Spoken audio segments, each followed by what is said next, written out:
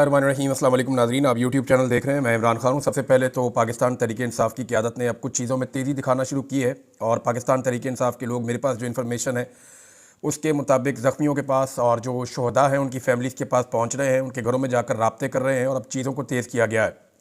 शहदा के साथ राब्ते और ज़ख्मियों के साथ राब्ते किए जा रहे हैं और आने वाले दिनों में आपको कुछ वीडियोज़ भी देखने को मिलेंगी जिसमें ज़ख्मियों के बयानात भी शामिल हो सकते हैं और शहदा की फैमिलियों के साथ मुलाकातें और उनके साथ बातचीत भी शामिल हो सकती है। ये चीज़ें सोशल मीडिया पे पाकिस्तान तहरीक इंसाफ या मीडिया के ऊपर पाकिस्तान तहरीक इंसाफ के इस नैरेटिव को तक़वियत देंगी कि डी चौक में गोली चली थी और वहाँ पे शहादतें हुई हैं और वहाँ पे लोग जो हैं वो ज़ख्मी भी हुए हैं। 100 से ज़्यादा लोगों को गोली लगी है और अब तक 12 लाशें मिल चुकी हैं और जो लापता अफराद हैं उनके हवाले से भी अब कुछ तहकीकात की हैं पाकिस्तान तहरीक इंसाफ ने और आहिस्ता आहिस्ता कुछ नंबर आना शुरू हुए हैं। अब तक जिन लापता अफराद के बारे में पता चला है, इस पर शेर अफजल मरवत साहब ने एक स्टेटमेंट दिया है 100 से ज़्यादा लोगों का। उन्होंने कहा जी मारा भी हमें गया, कत्ल भी हमें किया गया, लाशें भी हमसे छीनी गई। आज तक के मुताबिक 107 लोग हमारे गुमशुदा हैं। शुनीद ये है कि उनमें से 25 से 30 लोग शायद हमें ज़िंदा वापस ना मिलें। ये शेर अफजल मरवत साहब ने कहा। और देखें, ये और भी बहुत सारे लोग कह रहे हैं कि कुछ लाशें गायब हैं। अब इनकी तादाद के बारे में कुछ कहना कबल अज़ वक्त है, लेकिन जो लोग लापता हैं अगर तो वो सारे मिल जाएँ, अल्लाह करे वो सारे मिल जाएँ। अगर वो सारे मिल जाएँ तो हालात कुछ और होंगे, अगर वो लोग नहीं मिलेंगे तो फिर उनको कहाँ तलाश किया जाएगा। यानी मुझे वो जुमला याद आ गया उनका, बलूचिस्तान से हमारी बहन है और उन्होंने ये स्टेटमेंट एक दिन दिया था मारूंग बलोच साहिबा ने कि ठीक है, आपने अगर मार दिए हैं तो लाशें ही वापस कर दें हमारे लोग। तो ये तो उस तरह की सूरत हाल पाकिस्तान तहरीक इंसाफ के साथ बन गई है। इस्लामाबाद डी चौक के अंदर इस तरह का वाक़या हो गया। वो कह रहे हैं जी 107 बंदे हमारे लापता हैं, 25 से 30 लोग शायद हमें वापस ना मिले। लेकिन अभी शायद वाली बात है, उम्मीद कायम रखनी चाहिए, अल्लाह करे कि वो सारे लोग वापस आ जाएं। पाकिस्तान तहरीक इंसाफ ने अभी तक ये एक्टिविटी तो शुरू की है। मुझे ऐसा लगता है कि तहरीक इंसाफ शायद इसलिए लेट हो रही है कि वो ये एक्सपेक्ट नहीं कर रहे थे जो उनके साथ हुआ है। इमरान खान साहब के बारे में उनकी बहन ने कहा कि वो भी शॉक में, यानी उन्हें बड़ा धचका लगा है कि ये क्या हो गया, ये कैसे हो सकता है, एक सदमे में चला जाता है आदमी। यानी कोई इस बात की तवक्को नहीं कर सकता कि रियासत डायरेक्ट गोली चला देगी मुजाहिरीन के ऊपर जो पुरअमन मुजाहरा करने के लिए आए या एहतजाज करने के लिए आए। तो ऐसा मुमकिन होता नहीं है, लेकिन पाकिस्तान में ये चीज़ हो गई है, ये वाली लिमिट भी क्रॉस हो गई है कि कभी अपने शहरियों के ऊपर डायरेक्ट गोलियां नहीं चलाई जाएंगी। लेकिन हमने देखा कि जो लोग पुरअमन एहतजाज करने आ रहे थे, जिनके पास हथियार भी नहीं थे, उनके ऊपर बराह रास्त गोलियां चलाई गई रियासत की जानिब से और इसको सारी दुनिया रिपोर्ट कर रही है। मेरे पास अल जज़ीरा की एक रिपोर्ट है, मैंने उसको पूरी को ट्रांसलेट किया आपके लिए। ये रिपोर्ट जब मैं आपके सामने अभी रखूँगा तो आप देखेंगे कि उन्होंने पूरा पोल खोल कर रख दिया हुकूमत का और हुकूमती दावों का। और अल जज़ीरा जो है वो बैनुल अक़वामी एक इदारा है, ये इसराइल से भी आपको पता है नहीं दबा, अमेरिका से भी नहीं दबा और अल जज़ीरा खुल के अपनी रिपोर्टिंग करता है। और अल जज़ीरा ने जिस तरह से इस सारे मामले का पोल खोला है वो अभी मैं आपके सामने रख देता हूँ। लेकिन पाकिस्तान तहरीक इंसाफ अभी चंद चीज़ों में पीछे है। यानी तहरीक इंसाफ ने अभी तक मुकदमा दर्ज नहीं करवाया, इसके लिए इनकी दरखास्त अभी तक सामने नहीं आई। ये मुझे पता है कि उसके ऊपर काम शुरू हो गया है, लेकिन अभी तक पाकिस्तान तहरीक इंसाफ डिले में है। 9वां दिन शुरू हो गया है 26 नवंबर के साने को, लेकिन अभी तक तहरीक इंसाफ ने बाकायदा अपनी FIR की दरखास्त सामने नहीं लाई, ना उन्होंने जमा करवाई है, ना ही CCTV फुटेज के हवाले से उन्होंने कोई कार्रवाई की है। और मुझे लगता है कि FIR के अंदर वो इसको लिखेंगे कि CCTV फुटेज को भी महफूज बनाया जाए और यही ऑर्डर्स वो फिर अदालत के पास लेकर भी जाएंगे, क्योंकि FIR तो दर्ज होनी नहीं है। और FIR क्यों दर्ज नहीं होनी, ये सारी कहानी हमें सुनाई है अल जज़ीरा की स्टोरी ने। अच्छा, अब इसमें जो है अल जज़ीरा की स्टोरी शुरू कैसे होती है, मैं उसी तरह आपको एज इट इज़ बता देता हूँ। उन्होंने कहा जी इस्लामाबाद पाकिस्तान से ये रिपोर्ट कर रहा है अल जज़ीरा, अनीस शहजाद, उनके डेथ सर्टिफिकेट में कहा गया है कि उनकी मौत ये कूले के ऊपर बैक साइड से गोली लगने से हुई है। वो 26 नवंबर को दारुल हुकूमत इस्लामाबाद में साबिक वज़ीर-ए-आज़म इमरान खान के हज़ारों हामियों के साथ एहतजाज करते हुए मारे गए थे। सिक्योरिटी फोर्सेज के साथ झड़पों के बाद इमरान खान की पार्टी पाकिस्तान तहरीक इंसाफ का ये कहना है कि वो उस दिन पुलिस की फायरिंग में शहीद होने वाले 1 दर्जन शहरियों में से एक थे। यानी तहरीक इंसाफ का ये दावा उन्होंने बताया। ताहम हुकूमत के मुताबिक मुजाहिरीन में से कोई भी हलाक नहीं हुआ, हत्ता कि 20 साला शहजाद भी वहाँ पे हलाक नहीं हुआ, ये हुकूमत का दावा है। पाकिस्तान तहरीक इंसाफ के अरकान की जानिब से इस्लामाबाद का मुहासरा करने के बाद कानून नाफिज करने वाले इदारों की जानिब से रात गए ऑपरेशन में मुंतशिर होने के 1 हफ्ते बाद हुकूमत और पाकिस्तान तहरीक इंसाफ सोशल मीडिया के ऊपर जो है वो इसी बात के ऊपर एक तनाव का शिकार है कि हलाकतों की तादाद कितनी थी। पाकिस्तान तहरीक इंसाफ की जानिब से मुख्तलिफ दावे और फिर हुकूमत की जानिब से, जबकि कुछ PTI रहनुमाओं ने इब्तदाई तौर पर कहा कि सैकड़ों हामी हमारे मारे गए हैं। पार्टी के चेयरमैन गौहर अली खान ने बाद में स्टेटमेंट दिया कि मरने वाले मुजाहिरीन की तादाद 12 है। वफाकी वज़ीर इत्तलात अताउल्लाह तारड़ ने मंगल को सोशल मीडिया प्लेटफॉर्म ट्विटर पे एक पैगाम में इस तजाद का मजाक उड़ाया। الجزیرہ بھی لکھ رہا ہے کہ انہوں نے مذاق اڑایا کہ یہ لاشیں صرف ٹک ٹاک پہ، فیس بک پہ اور واٹس ایپ پر ملیں گی، وہ قوم کے ساتھ مذاق اور جھوٹ کی سیاست کھیل رہے ہیں۔ تارڑ نے اردو میں اپنے اس پیغام کو لکھا تھا۔ اس سے قبل 28 نومبر کو غیر ملکی میڈیا سے بات چیت کے دوران عطا تارڑ نے کہا تھا کہ احتجاج کے دوران کوئی ہلاکت نہیں ہوئی ہے۔ انہوں نے اسلام آباد کے 2 سرکاری اسپتالوں پمز اور پولی کلینک کے بیانات کا حوالہ دیا تھا، جس میں وفاقی وزیر نے کہا کہ انہیں کوئی لاش نہیں ملی۔ انہوں نے الجزیرہ کے ایک سوال کے جواب میں کہا تھا کہ محکمہ صحت نے اس کی تصدیق کرنے والے 2 الگ الگ بیانات جاری کر دیے کہ جناب کوئی لاش نہیں ہے، کوئی زخمی نہیں ہے۔ الجزیرہ نے سیکورٹی فورسز کے ساتھ جھڑپوں میں مارے گئے شہزاد سمیت پی ٹی آئی کے 4 حامیوں کے اہل خانہ سے بات کی ہے، یعنی 4 بندوں تک وہ پہنچے ہیں 12 میں سے۔ اور وزیر داخلہ محسن نقوی، عطا تارڑ، وزیر اعظم شہباز شریف کے سیاسی مشیر رانا ثناء اللہ سے بھی رابطہ کیا گیا اور دعووں اور جوابی دعووں پہ پوچھا گیا جناب آپ بتائیں، جواب دیں۔ تاہم انتظامیہ میں سے کسی نے بھی الجزیرہ کو جواب نہیں دیا، نہ اسرائیل الجزیرہ کو جواب دیتا ہے، نہ یہ حکومت الجزیرہ کو جواب، ظالم جواب دیتا ہی نہیں ہے۔ پی ٹی آئی نے اب ان 12 حامیوں کے نام جاری کر دیے ہیں جو ان کے بقول 24 سے 26 نومبر کے درمیان مارے گئے تھے، جن میں کم از کم 10 مبینہ طور پر گولیوں سے زخمی ہوئے تھے۔ ان میں صوبہ پنجاب کے ایک چھوٹے سے شہر کوٹلی ستیاں سے تعلق رکھنے والا شہزاد بھی تھا، اور یہ لوگ ابھی تک صدمے میں ہیں۔ یہ اب ان کی سٹوری آ رہی ہے۔ شہزاد کے کزن نفیس ستی نے نوجوان کو پی ٹی آئی کا ایک عقیدت مند سپورٹر بتایا، جس نے ریلی میں شامل ہونے پر اصرار کیا تھا۔ ستی نے الجزیرہ کو بتایا کہ ہم سب نے اسے روکنے کی کوشش کی لیکن وہ ڈٹے رہے، کیونکہ عمران خان ان کے سیاسی آئیڈیل ہیں اور اس کے مطالبہ کیا تھا عمران خان نے احتجاج کا۔ ستی نے الجزیرہ کو بتایا کہ عمران خان کی اہلیہ بشرا بی بی کی سربراہی میں مظاہرین فروری کے انتخابی نتائج کو تبدیل کرنے، عمران خان سمیت سیاسی قیدیوں کی رہائی اور اعلیٰ عدالتی تقرریوں کی حکومت کی نگرانی کی اجازت دینے والی آئینی ترمیم کو منسوخ کرنے کا مطالبہ کر رہے تھے۔ اب آپ شعور کا اندازہ کریں کہ الجزیرہ کو ایک شخص بتا رہا ہے کہ جناب یہ مطالبات تھے عمران خان صاحب کے، جس کی وجہ سے ہمارا کزن شہزاد جو ہے وہ اس احتجاج کے اندر گیا تھا۔ 26 نومبر کی سپہر پی ٹی آئی کے سینکڑوں حامی اسلام آباد کی سرکاری عمارتوں کے قریب احتجاج کا مرکزی مقام ڈی چوک پہنچنے میں کامیاب ہوئے، جہاں انہوں نے پولیس کے کھوکے کو آگ لگا دی۔ یہ پولیس کے بقول ہے یہاں پہ، خان کے حق میں نعرے لگائے اور پارٹی کے جھنڈے لہرائے۔ شہزاد ان میں سے ایک تھا۔ مظاہرین کا جلد ہی نیم فوجی دستوں سے آنسو گیس اور ربڑ کی گولیوں کے ساتھ سامنا ہوا۔ انہوں نے مبینہ طور پر براہ راست گولیاں بھی چلائیں، حالانکہ حکومت اس کی تردید کرتی ہے۔ شہزاد کے اعلیٰ خانہ کو شام 4 بجے کے قریب پولی کلینک سے کال موصول ہوئی، جس میں بتایا گیا کہ وہ شدید زخمی ہے۔ ان کے پہنچنے تک انیس زخموں کی تاب نہ لاتے ہوئے دم توڑ چکا تھا۔ ستی نے کہا کہ 1 ہفتہ ہو گیا، لیکن اس کی ماں اور سب سے چھوٹا بھائی جو ہے وہ ابھی تک صدمے میں ہے۔ اس کا بھائی اب بار بار بے ہوش ہوتا رہتا ہے۔ ہمارا پورا خاندان تباہ ہو چکا ہے۔ اچھا، یہ ایک کہانی، اب دوسری بتا رہا ہے الجزیرہ۔ یہ ثانیہ انیس کے خاندان سے بھی باہر ہے، ایک اور خاندان کا۔ پی ٹی آئی کے ایک اور حامی ایبٹ آباد سے تعلق رکھنے والے 24 سالہ مبین اورنگزیب 9 افراد کے خاندان کا واحد کمانے والا تھا اور کئی سالوں سے اسلام آباد میں رہتا تھا۔ ان کے چھوٹے بھائی اسد نے بتایا کہ مبین جو پی ٹی آئی کے ایک سرگرم کارکن ہیں، انہوں نے احتجاج میں شرکت کا منصوبہ بنایا تھا، لیکن خاندان کو اس میں شامل خطرات کی حد تک خاندان کو احساس نہیں تھا کہ اتنا خطرہ ہوگا۔ وہ میری بہن سے فون پر بات کر رہا تھا کہ اچانک کال بند ہو گئی۔ جب اس نے واپس فون کیا تو ایک اجنبی آواز آئی اور بتایا گیا کہ مبین کو گولی لگ گئی ہے اور اسے اسپتال لے جایا جا رہا ہے۔ اسد اور خاندان کے دیگر افراد پولی کلینک اسپتال تک پہنچنے کے لیے بہت جدوجہد کرتے رہے، راستے بند تھے جہاں مبین کو لے جایا گیا تھا۔ مظاہرین کی مزید لہروں کو اسلام آباد کے کلب تک پہنچنے سے روکنے کے لیے سڑکیں بند کر دی گئی تھیں، اور اسپتال تک پہنچنے والوں کا کہنا تھا کہ وہاں کے حکام بالکل تعاون نہیں کر رہے تھے۔ اسپتال والوں نے ابتدا میں لاش کو دینے سے انکار کر دیا۔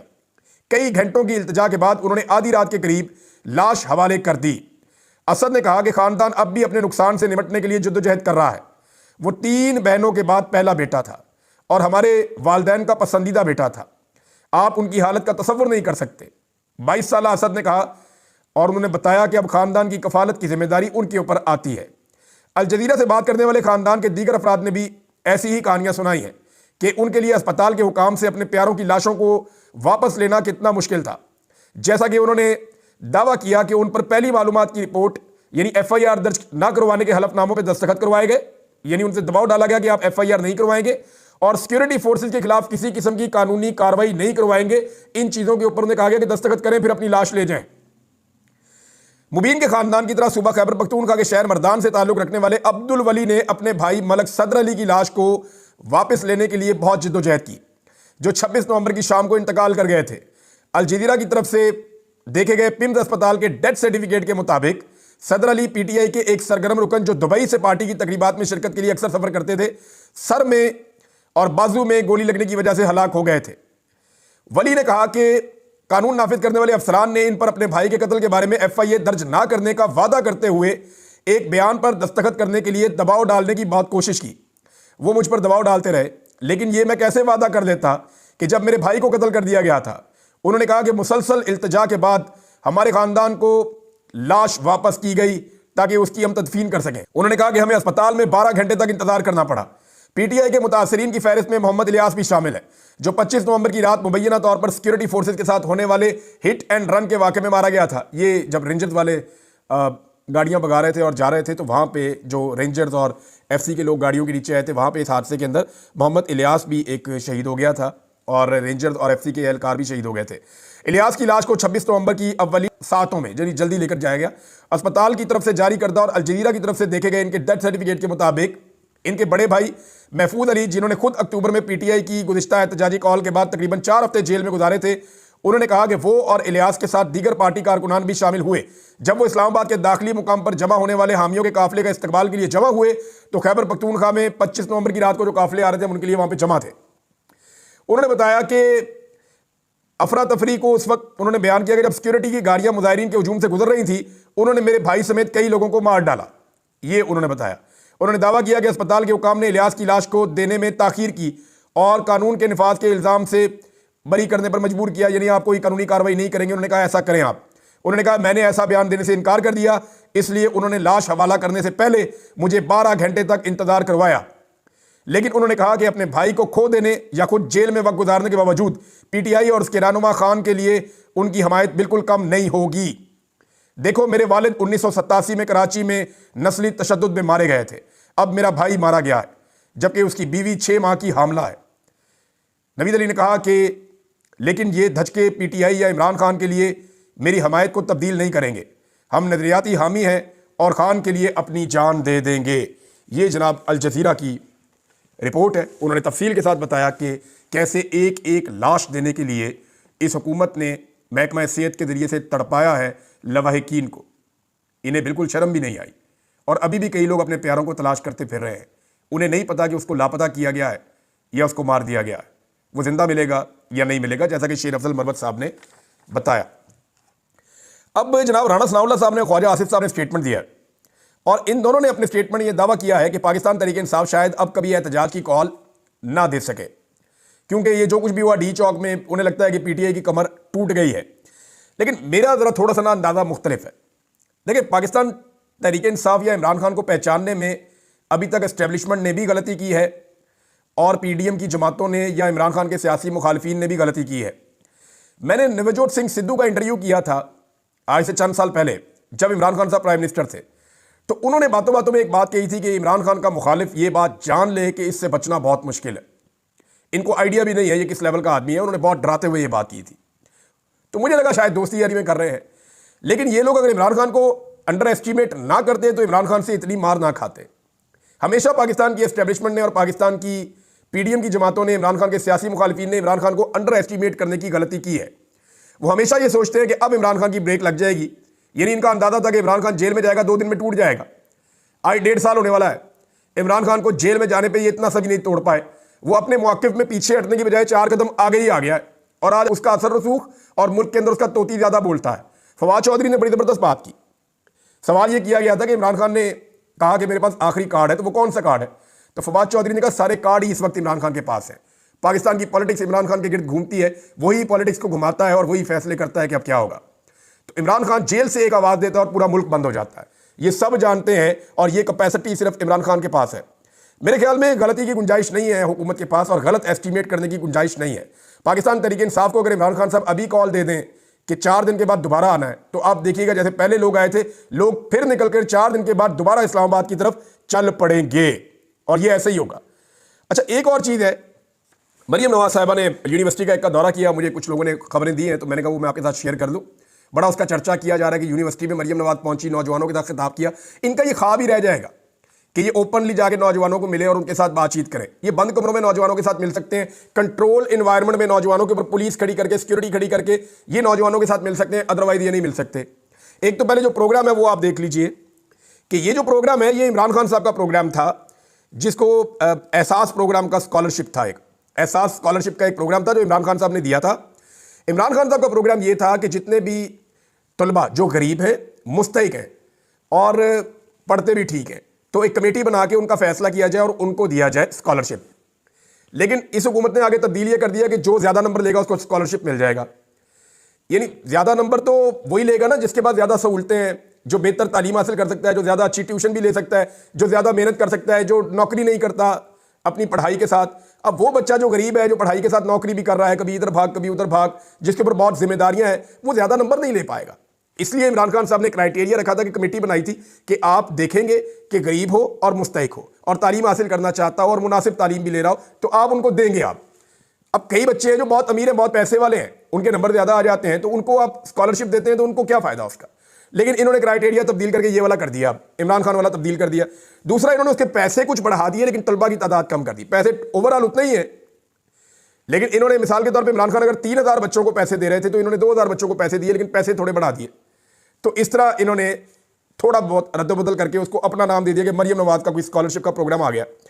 اب یہ جو پنجاب یونیورسٹی ہے جہاں پہ یہ گئے ہیلے کالج والی سائڈ پہ، ابو بکر صاحب ہیں ہمارے سینئر جرنلسٹ ہیں اور بڑی زبردست وہ جرنلزم کرتے ہیں۔ میں نے تقریباً ان کا کوئی 20 سال کا تجربہ ہے، میری ان سے بات ہو رہی تھی تو انہوں نے مجھے بتایا کہ وہ پنجاب یونیورسٹی میں ان کا بہت آنا جانا اور بہت تعلقات ہیں۔ تو انہوں نے بتایا جی کہ 30,000 کے قریب اس کیمپس کے اندر طالب علم ہیں، تمام طالب علموں کو چھٹی دے دی گئی تھی اور آن لائن کلاسز کا اجرا کر دیا گیا تھا۔ یعنی طلبہ نہیں آئیں گے جس دن مریم نواز آئے گی یونیورسٹی میں۔ وجہ یہ ہے کہ پھر طلبہ جو ہے وہ نعرے لگائیں گے، طلبہ جو ہے وہ سچ بولیں گے، طلبہ جو ہے وہ آئینہ دکھائیں گے، یہ برداشت نہیں ہوگا مریم نواز سے، تنقید تو برداشت ہوتی نہیں ان سے۔ تو لہٰذا ڈرے ہوئے اتنے ہیں کہ سارے طلبہ کو دے دی چھٹی، اور جن طلبہ کو دینے تھے اسکالرشپ صرف ان کو بلا لیا۔ اب وہ طلبہ بنتے ہیں کوئی 10-15% بنتے ہیں، 10% میرے خیال میں بنتے ہیں پوری یونیورسٹی کا۔ یعنی 90% طلبہ کو چھٹی دے کے گھر بھجوا دیا۔ 30,000 ٹوٹل جو ہے نا وہ طلبہ ہے، اور 30,000 میں سے انہوں نے 90% طلبہ کو بھجوا دیا ان کے گھروں میں، اور انہیں کہا کہ آپ آن لائن کلاسز لے لیں۔ مریم نواز کے آنے سے پہلے چند دن تک جو 5 یا 6 وزیر ہیں صوبائی، وہ یونیورسٹی میں بریفنگ کے لیے آ چکے۔ پولیس کی ساری سیکیورٹی پنجاب یونیورسٹی میں موجود تھی اور طلبہ کو تقریباً قابو کر کے تو یہ ایک پروگرام کیا گیا، آپ اندازہ کریں۔ اور وہاں پہ کیا کہا جا رہا ہے کہ طلبہ سیاست میں نہ جائیں، ڈی چوک میں نہ جائیں، احتجاجی سیاست سے اپنے آپ کو دور رکھیں، اور ساری سیاسی تقریر کر دی وہاں پہ۔ ایک تو طلبہ کو کہا سیاست میں نہ جائیں اور وہاں پہ کھڑے ہو کے ساری سیاسی تقریر کر دی۔ یہ طلبہ تھے جنہیں قائد اعظم محمد علی جناح سیاست میں لے کر آئے تھے، قائد اعظم نے ان کو اہم ذمہ داریاں دی تھیں۔ یہ طلبہ تھے جو پاکستان بنانے کے لیے قائد اعظم کا ہر اول دستہ تھے۔ یہ تمام کتابوں کے اندر لکھا ہوا ہے، ریکارڈ کا حصہ ہے۔ آپ ان طلبہ کو سیاست سے دور نہیں کر سکتے اور ان سے اب سیاسی شعور چھین نہیں سکتے۔ مریم نواز کے بارے میں وہاں رپورٹ ہوا، جب مریم نواز آئیں تو اس سے پہلے بہت زیادہ بریفنگ دی گئی طلبہ کو کہ آپ نے کھڑے ہو کر استقبال کرنا ہے اور آپ نے مریم نواز کا یہ کرنا ہے اور وہ کرنا ہے۔ تو وہاں جو بچوں نے رپورٹ کیا ابو بکر صاحب کے مطابق، انہوں نے کہا جی بہت تھوڑے سے لوگ کھڑے ہوئے، چند بچے بچیاں کھڑے ہوئے، باقی سارے وہاں بیٹھے رہے۔ انہوں نے مریم نواز صاحبہ کا استقبال بھی ٹھیک طریقے سے نہیں کیا، لیکن یہ اپنی تقریر کر کے وہاں سے نکل لی۔ اب ایک جو نمازی جو نماز پڑھ رہا تھا کنٹینر کے اوپر، اس کے حوالے سے ایک پروپیگنڈا کیا گیا اور حکومتی اکاؤنٹس نے اس کو برابر اس کے اوپر پروپیگنڈا کیا اور جھوٹ بولا اور پشتونوں کے خلاف نفرت پھیلائی۔ انہوں نے کہا یہ رحیم افغانی نام کا کوئی پشتون تھا اور یہ ٹک ٹاک بنا رہا تھا، لیکن اب اصلی آدمی طاہر عباس تارڑ جو ہے وہ سامنے آیا وزیر اعلیٰ خیبر پختونخوا کے پاس۔ وہاں اس کی ملاقات ہوئی باقی لوگوں کے ساتھ بھی، چیئرمین پاکستان تحریک انصاف بیرسٹر گور کے ساتھ بھی ملاقات ہوئی۔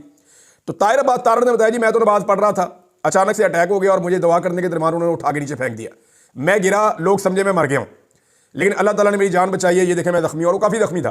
اس نے کہا عمران خان دوبارہ بلائے گا میں پھر جاؤں گا۔ تو اب یہ جو فیک نیوز چل رہی ہے اس کے اوپر کوئی کارروائی ہوتی کیوں نہیں ہے؟ ابھی ایک نیا قانون بھی بنا رہے ہیں نا کہ فیک نیوز پہ کوئی 10 سال اندر کر دیں گے، وہ پتہ نہیں 10 لاکھ جرمانہ کر دیں گے، 5 سال اندر کر دیں گے۔ اور بھئی یہ حکومت ہی فیک ہے، یہ وزیر بھی فیک ہے، یہ مینڈیٹ ہی جعلی ہے، یہ وزیر اعظم بھی جعلی ہے، یہ وزیر اعلیٰ بھی جعلی ہے، یہ جتنے وزیر ہیں یہ بھی جعلی ہے، صدر کا الیکشن بھی جعلی ہوا ہے کیونکہ مینڈیٹ ہی جعلی ہے۔ عوام نے مینڈیٹ کسی اور کو دیا، لا کے کسی اور کو بٹھا دیا۔ جس ملک کی ہر چیز جعلی ہو اور جعل سازی کے اوپر چل رہی ہو، وہاں پہ فیک نیوز کے اوپر جناب صرف لوگوں کو ٹارگٹ کرنے کے لیے اور اس حکومت کو تنقید سے بچانے کے لیے، ان جعل سازوں کی پروٹیکشن کے لیے اس قسم کے بھونڈے ہتھ کنڈے اپنائے جا رہے ہیں۔